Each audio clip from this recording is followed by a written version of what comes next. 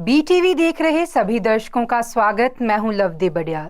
Bulletin की शुरुआत करते हैं हेडलाइंस के साथ। चंद्रयान 3 के लैंडर ने चांद के दक्षिण ध्रुव पर कदम रखकर रचा इतिहास। चंद्रयान 3 की सफल लैंडिंग के मौके जॉनसनबर्ग से लाइव स्ट्रीमिंग के जरिए जुड़े प्रधानमंत्री नरेंद्र मोदी। मिजोरम में निर्माणाधीन रेलवे पुल गिरने से 17 मजदूरों की हुई मौत।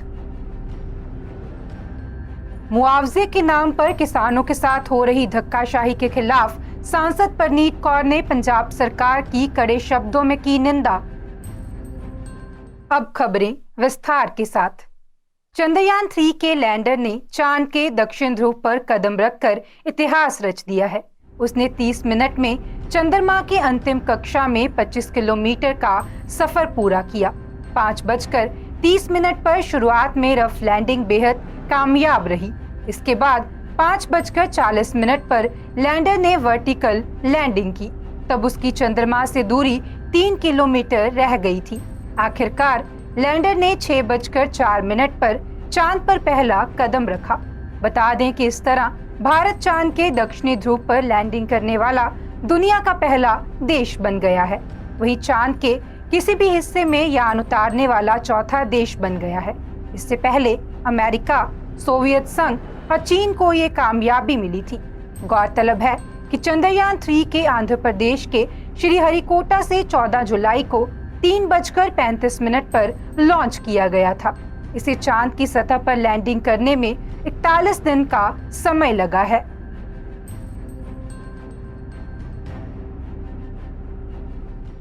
चंद्रयान 3 की सफल लैंडिंग के मौके पर प्रधानमंत्री नरेंद्र मोदी भी जॉनसनबर्ग से लाइव स्ट्रीमिंग के जरिए जुड़े। उन्होंने वहीं से देश को संबोधित किया। पीएम मोदी ने कहा, ऐसी ऐतिहासिक घटनाएं राष्ट्र जीवन की चेतना बन जाती है। ये पल अविस्मरणीय है और अभूतपूर्व है। पीएम बोले, हर देशवासी की तरह मेरा ध्यान चंद्रयान महाअभियान पर लगा हुआ है। मैं भी अपने देशवासियों के साथ, अपने परिवारजनों के साथ इस उमंग और उल्लास से जुड़ा हुआ हूँ। भारत चंद्रमा के उस दक्षिणी ध्रुव तक पहुंचा है जहां आज तक कोई देश नहीं पहुंच सका। आज से चांद से जुड़े कई मिथ बदल जाएंगे। वहीं राष्ट्रपति द्रौपदी मुर्मू ने कहा कि वैज्ञानिकों ने चंद्रयान 3 की लैंडिंग के साथ इतिहास रच दिया है, जो जीवन काल में एक बार होने वाली घटना है। मैं इसरो चंद्रयान 3 मिशन में शामिल सभी लोगों को बधाई देती हूँ और उन्हें आगे और बड़ी उपलब्धियां हासिल करने की भी शुभकामनाएं देती हूँ। पीएम मोदी ने दक्षिण अफ्रीका के जॉनसनबर्ग में ब्रिक्स शिखर सम्मेलन के ओपन प्लेनरी सेशन को संबोधित किया। ओपन प्लेनरी सेशन को संबोधित करते हुए पीएम मोदी ने कहा कि ब्रिक्स ने पिछले 2 दशकों में लंबी और अद्भुत यात्रा की। इस यात्रा में हमने कई उपलब्धियां हासिल की हैं। उन्होंने कहा कि जॉनसनबर्ग जैसे खूबसूरत शहर में एक बार फिर आना मेरे और मेरे प्रतिनिधिमंडल के लिए खुशी की बात है। उन्होंने आगे कहा कि ब्रिक्स एजेंडे को एक नया रास्ता देने के लिए भारत ने रेलवे अनुसंधान नेटवर्क MSAI के बीच खनिज सहयोग, ऑनलाइन ब्रिक्स डेटाबेस और स्टार्टअप फर्मों जैसे मुद्दों पर सुझाव दिए थे।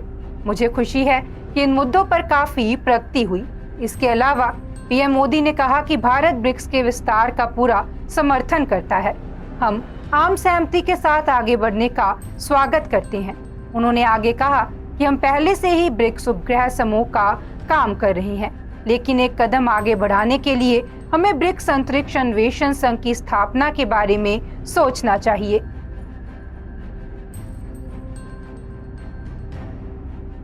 मिजोरम में बुधवार को निर्माणाधीन रेलवे पुल गिरने से 17 मजदूरों की मौत हो गई। सुबह 10 बजे के करीब राजधानी आइजाल से 20 किलोमीटर दूर साइरांग में ये हादसा हुआ।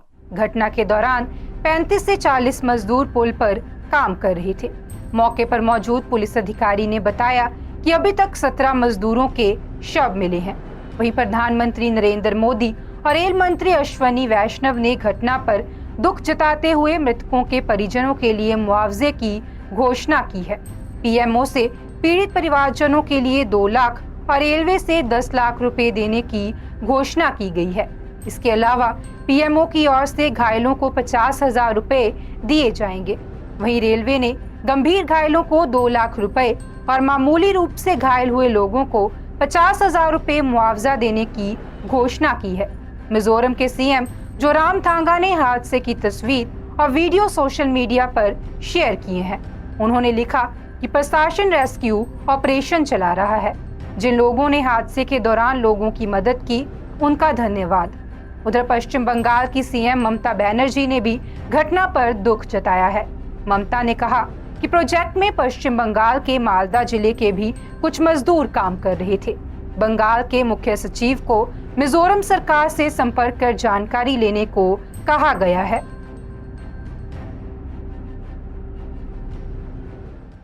छत्तीसगढ़ में फिर से ईडी के छापे पड़े हैं। रायपुर में मुख्यमंत्री के राजनीतिक सलाहकार विनोद शर्मा के देवेंद्र नगर स्थित निवास में दबिश दी गई है। ओएसडी आशीष वर्मा और मनीष बंशौर के भिलाई 3 निवास पर भी कार्रवाई हुई है। कारोबारी विजय भाटिया के घर भी जांच हुई है।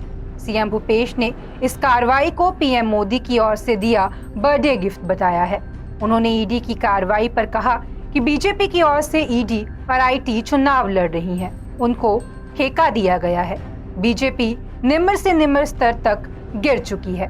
दरअसल भूपेश बघेल मुख्यमंत्री का जन्मदिन है और आज ही ईडी का छापा पड़ा है। वरिष्ठ कांग्रेसी पवन खेड़ा ने भी ट्वीट कर भाजपा पर रेड करवाने का आरोप लगाया है। वहीं नेता प्रतिपक्ष नारायण चंदेल ने कहा कि ईडी ने फिर दबिश देकर घोटाले को उजागर किया है। कमीशन और करप्शन ही सरकार का काम रह गया है। जिनके यहाँ छापा पड़ा वो पहले कुछ नहीं थे, लेकिन आज भ्रष्टाचार के माध्यम से बड़े कारोबारी बन गए हैं।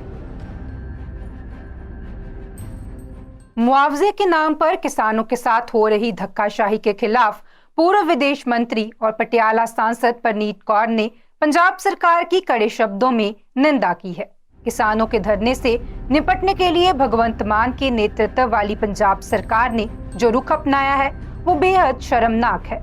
सांसद परनीत कौर ने कहा कि पुलिस द्वारा बुजुर्ग प्रदर्शनकारी किसानों के खिलाफ अत्यधिक बल का प्रयोग किया जा रहा है, जो कि बहुत दुखदाई है।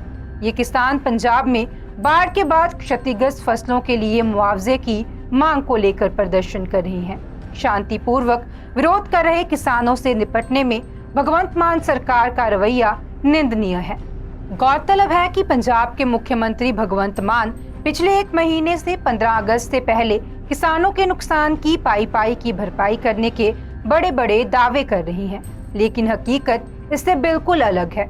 अब जब वे अपनी मांग उठाने की कोशिश कर रहे हैं तो उन पर न केवल लाठियां बरसाई जा रही हैं, बल्कि उनके खिलाफ गंभीर आपराधिक मामले भी दर्ज किए जा रहे हैं। नूह हिंसा के मामले में चर्चा में आए गौरक्षा बजरंग फोर्स के अध्यक्ष बिट्टू बजरंगी की जमानत के लिए नूह के सेशन कोर्ट में याचिका दाखिल की गई है। 25 अगस्त को कोर्ट में सुनवाई होगी। बता दें कि बिट्टू बजरंगी अभी नीमका जेल में बंद है। बार एसोसिएशन के पूर्व प्रधान एवं वरिष्ठ एडवोकेट एल.ए. पाराशर ने बताया कि नीमका जेल में बंद बिट्टू बजरंगी की जमानत के लिए नूह के सेशन कोर्ट में याचिका दाखिल की गई है। जमानत की ये याचिका नूह की सदर पुलिस द्वारा दर्ज की गई एफआईआर नंबर 413 में आईपीसी की धाराओं और आर्म एक्ट के केस में लगाई गई है। उन्होंने बताया कि उनके क्लाइंट पर कुल 4 मुकदमे दर्ज हैं। इनमें एक मुजेसर, सारण और धोज थाने में दर्ज है और तीनों में उन्हें जमानत मिल चुकी है। हिमाचल प्रदेश का Dharamshala international cricket stadium ICC one day world cup 2023 के लिए बिल्कुल तैयार है। कांगड़ा जिले के धर्मशाला में धौलाधार की तलहटी में बना दुनिया का सबसे खूबसूरत धर्मशाला स्टेडियम 15 एकड़ एरिया में बना है, जो समुद्र तल से 1457 मीटर की ऊंचाई पर है। इसकी अधिकतम सीटिंग क्षमता 25,000 है। बता दें कि विश्व कप 2023 का 5 अक्टूबर से शुभारंभ होगा।